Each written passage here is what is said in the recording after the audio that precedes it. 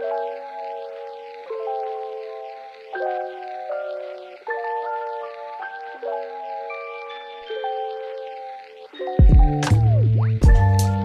and welcome to the Smart Beauty Podcast. I'm your host, Viola Levy, beauty journalist and founder of copy-led branding agency, Smart Beauty Creative. We're here to create your brand voice and craft the story behind it. Welcome back. Today I'm speaking with Suzy Griffin Dunne from Hildun Beauty, an Irish makeup brand that is revolutionising how we think about beauty manufacturing and community building. Now, I think the reason why there aren't as many indie makeup brands launching as opposed to skincare and perfume and hair care is that in terms of the different products, the categories are so wildly different. So, the difference between a serum and a moisturiser and a face oil compared to the difference between an eyeliner pencil, an eyeshadow, a mascara and foundation, it's just so wildly different. And the products are kind of designed to work in completely different ways, whereas, a serum or a moisturiser, they're sort of doing the same job, just to different degrees and intensities. Whereas, the way a mascara works and the way a foundation works are very different and completely different ingredient profiles. So as a result, you need to go to different manufacturers because there are some manufacturers, as Suzy explains, that can do some products a lot better than others. And Suzy is somebody that has done her homework. So that's what struck me about Suzy, is just that commitment to quality, which I can attest to because having tried her eyeliners, I'm an eyeliner girl, and I've worn eyeliner for the best part of 30 years. These are just really gorgeous formulas. So I tried the Spice Pecan eyeliner that was a collaboration with designer Hannah Martin. And it is stunning, honestly. It's not that kind of stark black pencil that can look a bit harsh, especially if you're in your later years, as I am. But it's this beautiful shimmering, like tawny brown and really, really lovely.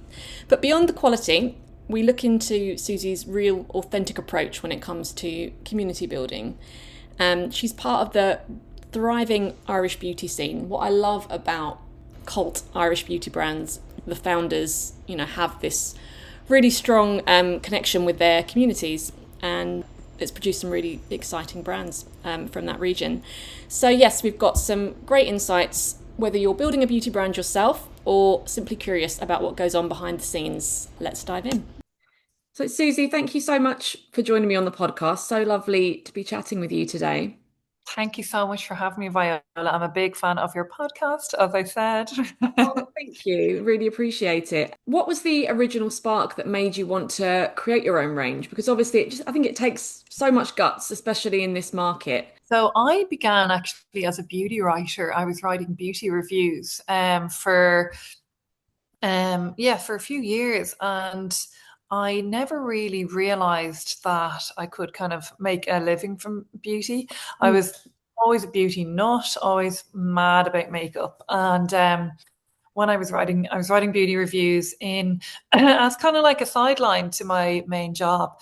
But as I got to meet more of the kind of founders and the creative directors of some of the world's biggest makeup brands, I just got absolutely obsessed with the product and formulas. And then when I went on mat leave, I was thinking to myself, I wonder, would there be a way that I could create a beauty brand that was able to hold its own along with the kind of top shelf luxury brands? Yeah, I just felt like there was a bit of a gap between like the high street kind of makeup and the top shelf luxury makeup, and there was no kind of in between kind of mid luxury brand that was able to guarantee kind of the same performance as those top shelf brands.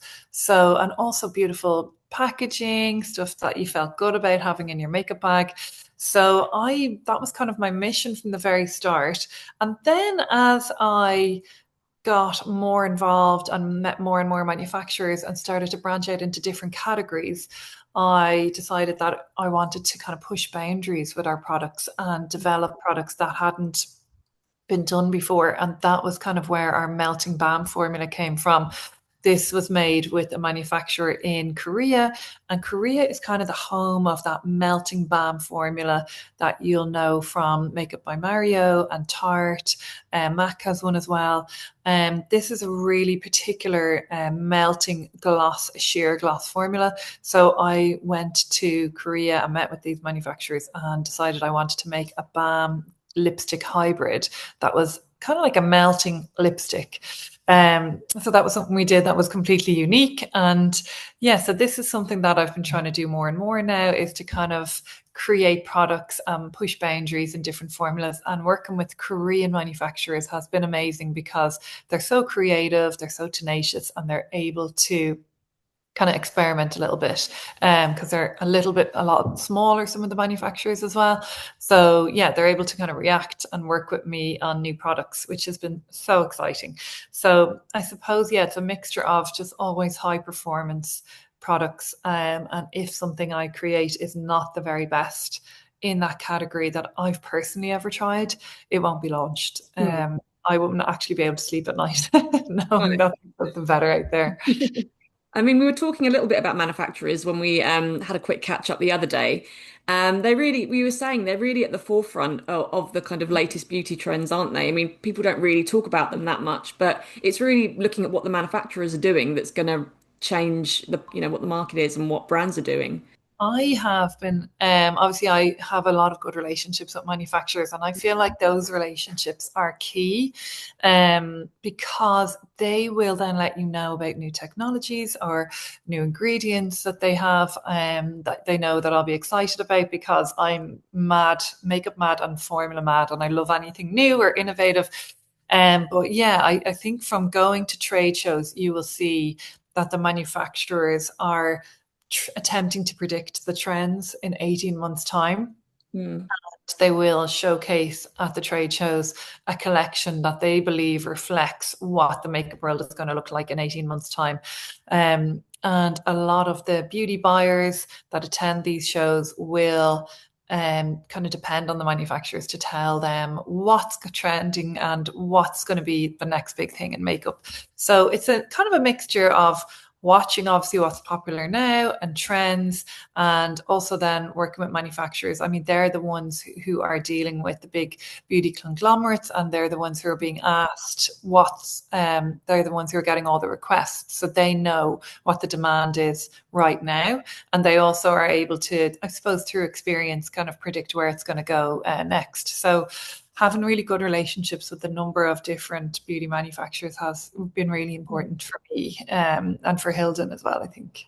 And as a smaller founder-led brand, from speaking to other founders, it can be a bit tricky, that relationship with the manufacturers, especially if they're used to dealing with bigger conglomerates. I mean, what were the main things you learned about the best ways to get the most out of that relationship? Yeah, definitely can be. And I definitely would have been, I suppose, some of the biggest manufacturers in the world. You can feel like you don't get like the same treatment sometimes that the bigger beauty brands would get. But because right the way the beauty industry has shifted, there is so many founder-led brands now. And some of the top biggest, most expensive manufacturers in the world have said to me begrudgingly now they do have to listen and work with the smaller founder-led brands, because they're the ones that are blowing up and becoming the biggest in the world in 3 or 4 years. So they don't want to miss the boat on these brands. But obviously they are not hugely happy with having to make smaller quantities for these brands, per SKU, because it costs the same price for them to turn on the machines for L'Oreal as it does for me. So they like to remind me about that as well, that I work with a lot of different manufacturers, and some of the really big ones as well are so respectful of the small beauty brands and give them just as much time as well. And especially I find in South Korea, they're a lot quicker at turning around formulas. So they do have the capacity to work with a lot more brands because they're able to manufacture a lot faster. So they can take on multiple multi-level beauty brands as well. Is that the reason why you decided to go with a Korean manufacturer, just because they were sort of a bit more experimental and a bit more flexible to work with?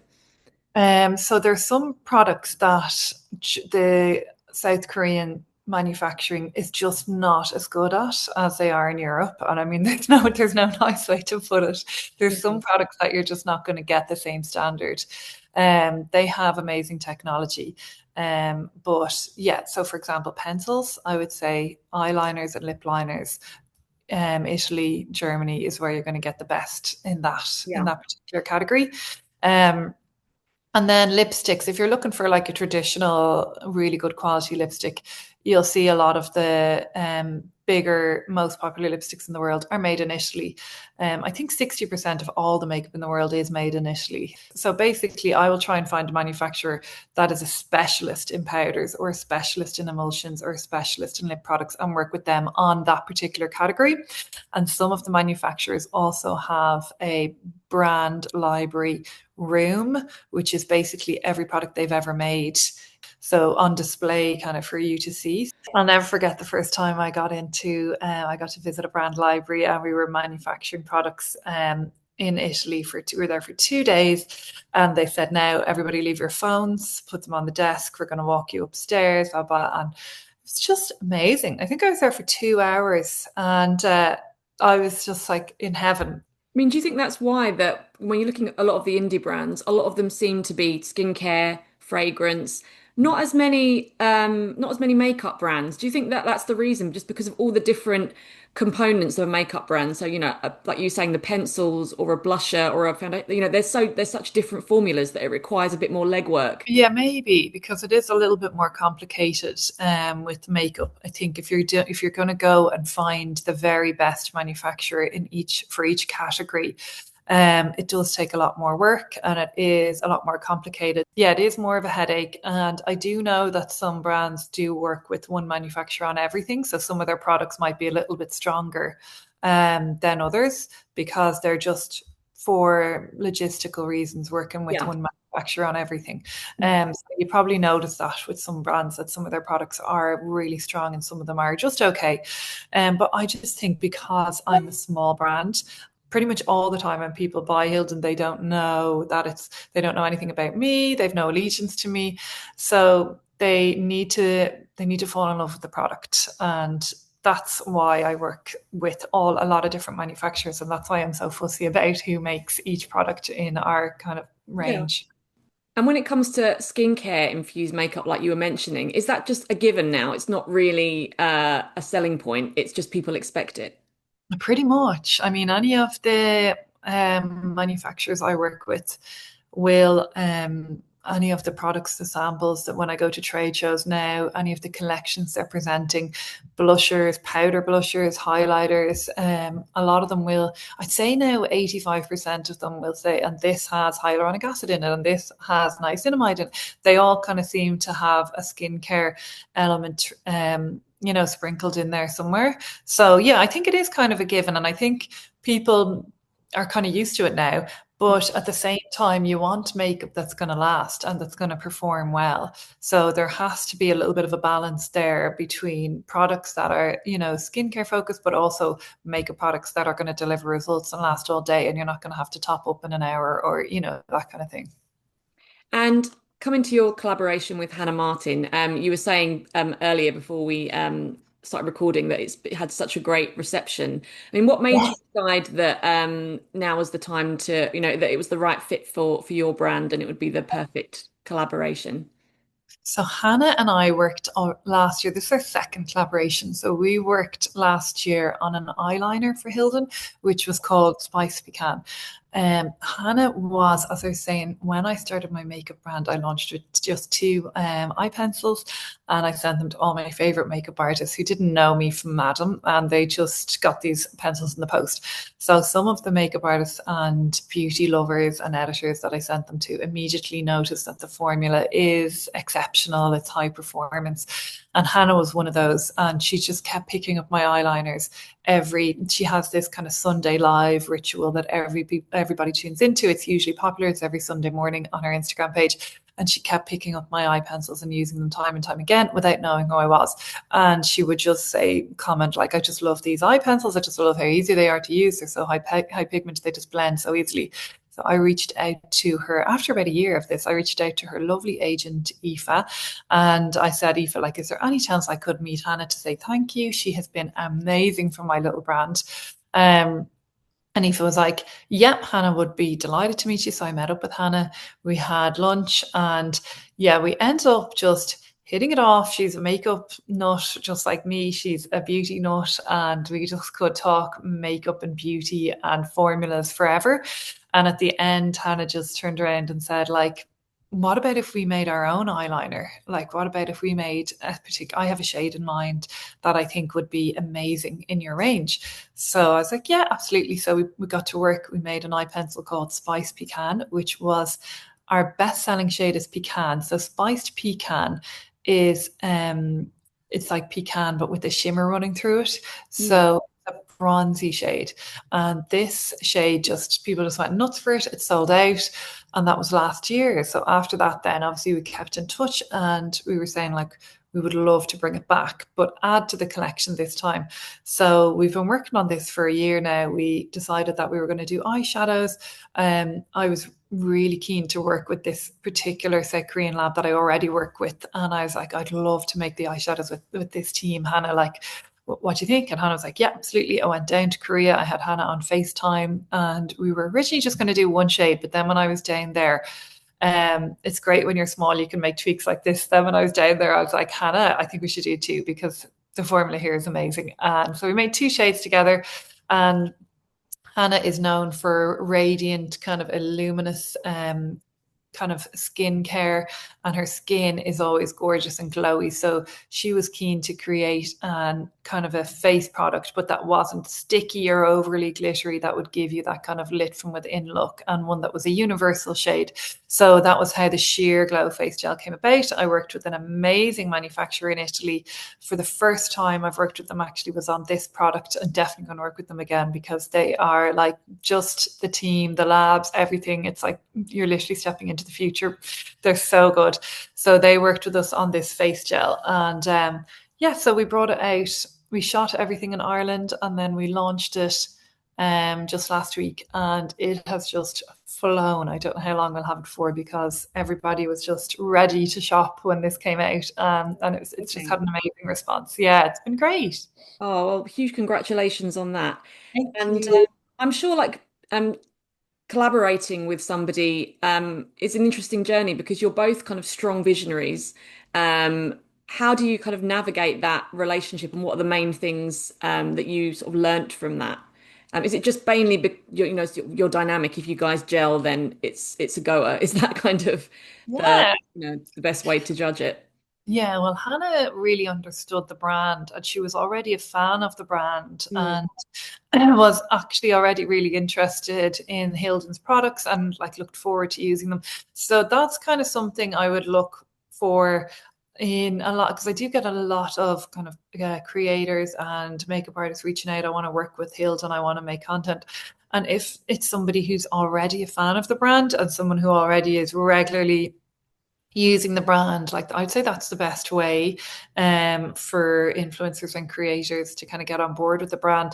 So I knew Hannah was already a fan of the brand and she's also just like myself, just a really open book and like what you see is what you get and very kind of genuine and like an honest, authentic person. So she was really easy to work with in that way, as in we just kind of we're just on WhatsApp all the time and videos and we're just always trashing out different formulas, but we both love the same kind of high performance, standout makeup formulas. Mm. So we're on the same page in that way, and we have the same similar taste in a lot of the makeup that we would both have in our makeup bag anyway.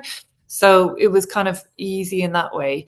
And yeah, Hannah is just so easy to work with. She's just a really easygoing person and just another beauty nut like myself who just Mm. loves makeup. So yeah, it was super easy, and we wouldn't have come back together and done a second collection if we didn't have so much fun the first time.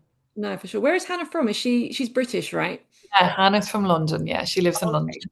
Yeah. So I was gonna say, like, there are so many like fantastic beauty brands coming out of Ireland at the moment, and like you guys like love your beauty. And a client I actually worked with a few years ago was a skincare brand, Skinician, uh, Yeah, who I are know. just fantastic. I mean, what do you Yeah. think is the kind of Irish approach to beauty, and how would you describe the beauty scene now? Yeah, well, Irish women love makeup. We absolutely love our Mm. makeup, and we're really serious about our skincare as well. So yeah, I think that in Ireland there is, yeah, a little bit of a beauty revolution happening, and a lot of people are saying that to me. A lot of editors in the UK are saying that to me as well, like what's going on with Ireland. So obviously we have Sculpted by Amy, who we're super proud of, Yeah. and Amy has kind of left the door open for some of the smaller beauty brands, and we'll be forever grateful for that. So Amy is obviously the biggest Irish beauty brand, and she is going global at the moment. So there's just kind of a real appetite in Ireland for beauty. The Irish customers are very loyal to Irish beauty brands, Mm. and the Irish beauty scene is so popular. Like we just love our beauty and makeup. I think Ireland is the number one consumer of fake tan in Europe as well. We are fake tan crazy here in Ireland. Mm. So there's a lot of fake tan brands. You see like Bare by Vogue, it's super popular brand by Vogue Williams. And we're also, yeah, really serious about our skincare, the likes of Ella and Joe. I'm not sure if you've heard of them. That's an Irish I skincare haven't, brand. no, but I'll definitely check them out. Yeah, you should. They're amazing. Charlene and Neve, they are just a gorgeous brand by two lovely ladies. So yeah, I think being authentic and genuine is something that comes is really prevalent with Irish brand founders. But also, it's not something that people that you can fake and people see through it straight away. So there's no time for anything else in Ireland. Would you say that's something that international brands should really bear in mind when they're launching into Ireland about that market, that authenticity really is key when sort of speaking to that market? Yeah, and I think that's why the likes of Caroline Hirons resonate so well with Ireland, because we kind of see her as one of our own, and she's just really good fun, and she's a great personality, really authentic, which resonates with Irish women a lot. And she'll say like, "This isn't, you don't need this product, or you do need this product." So I think Irish women love Caroline Hirons for that reason, and we love having genuine recommendations as well. The Irish women are very educated now on makeup, and we know good formulas. We're mad for makeup. I was only saying to someone recently, if a Sephora ever opened in Ireland, it would be a national holiday. Like no one would be in work that day, and the Yeah. street would be filled. Because like if you're in Ireland and you're going to the States on holiday, you will get a list for Sephora from your neighbors. Like we are mad for Sephora. Love it. We just love it. It's in our DNA. It's like the number one place we'll go to when we go abroad. Mm. So yeah, I think Irish women are just so passionate about makeup, and we can and the makeup world has got so small now with social media. I mean, it feels natural to buy a product from Rare Beauty just as much as it does from Sculpted by Amy to us. Like it's not a huge deal anymore. They're so accessible, that way. So yeah, I think we and Irish women are very loyal as well to Irish brands, which has been amazing for little beauty brands like myself cropping up, and has given us kind of the ability to then spread our wings a little bit further because we have the backing of our Irish community, which is amazing. I think having that community is really key, isn't it? Uh, Yeah. I think something that I've learned building a business is you can't work on your business without working on yourself. I think it takes a lot of mental resilience. You need to do a lot of kind of work on yourself, I think. I mean, have you found that in building the business? Were there any personal challenges that you encountered that you were able to move through and overcome? God, yes. Oh God, I think I've learned more in the past since I've started this beauty brand. You've just had, it's been an absolute roller coaster of emotions, and I it's imagine. been, yeah, like there's been, obviously along the way, like there's been people that I thought were on my side, and then turns out they're not, and like you do get let down in the industry by that kind of thing. Mm. But it's also been like I think you just have to work hard and focus on your own personal goals, because it's an ever changing industry as well. Like there's always going to be new trends, and there's always going to be new brands and that kind of thing. But Yeah. yeah, and also like just day by day, tipping along and moving it forward day by day, I think is key as well. And just a little bit at a time. And like when I first started, I heard this great quote, and it was like, the braver I am, the luckier I get. So, like you say, I don't think it's about working hard all the time or putting in the hours. It's about being brave sometimes and just, taking that step and approaching that manufacturer and going to that trade show on your own and walking up to the manufacturers of the brands that you want to work with, and just staying true and starting and just putting one foot in front of the other and just tipping along day by day, because eventually all those days add up and the effort will pay off in the end. Yeah, it's about doing scary things, isn't it? And getting out of your comfort zone, even if it's nerve in your body is like, what the hell are you doing? Get out. Yeah, which is fun and exhausting. And it takes a lot out. But I mean, it's such a fun business as well. Like, and that's what I love about it as well. It's such a creative industry. And it's just something that I've always been a makeup nut. And to be able to, like, it was only a year ago, just over a year ago, when I was able to leave my full-time job and pay myself more than I was making in my full-time job to like run my beauty brand. So that's something that like I'll never forget. And even like my husband will say to me every day, like, you're already winning, like you're getting up, you're working on something that you love every single day. So you've already won, like don't stress, like, that way. So yeah, and it's all thanks to kind of our little community that we've built, which I'll be forever grateful for, but it's so powerful as well.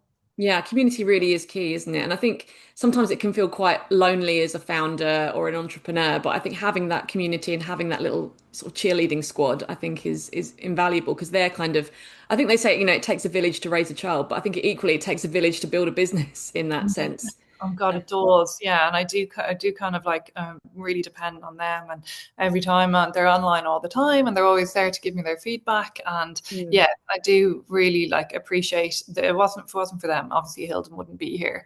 And yeah, it's just amazing how when like other women or when makeup lovers believe in a brand, how they will champion it, and you can't underestimate that. Like that's what it's all about. What would be the ultimate dream for you? Do you know what? I'm actually not great at doing these kind of 5-year plans, because sometimes I get a bit overwhelmed. I'm a bit like, oh, geez, I don't know if we'll be there. And I'm not one for like vision boards or manifesting. I'm not really one for that. I'm more kind of like, I just try and put on my blinkers and focus. So for me, I wouldn't say like, oh my God, I'll conquer this market or that market, or it's more just about the organic, natural growth of the brand, which I think will continue to happen if I just concentrate on creating beautiful products, and products that people will stop in their tracks when they watch them and try them. We'll just keep growing. If we can keep growing at the way we're growing, I'd be really happy. Yeah, well, like you say, just being able to get up every morning and do something you love as a job, I think is kind of That's it, isn't it? Like that's the goal. And thank you so much, Suzy, for speaking to me today. Really appreciate your time. Congratulations on what you've built with the brand, and look forward to see where you take it next. Oh, thank you so much, Viola. I loved our chat today. I can't wait to listen to more of your podcast. As you know, I'm a big fan.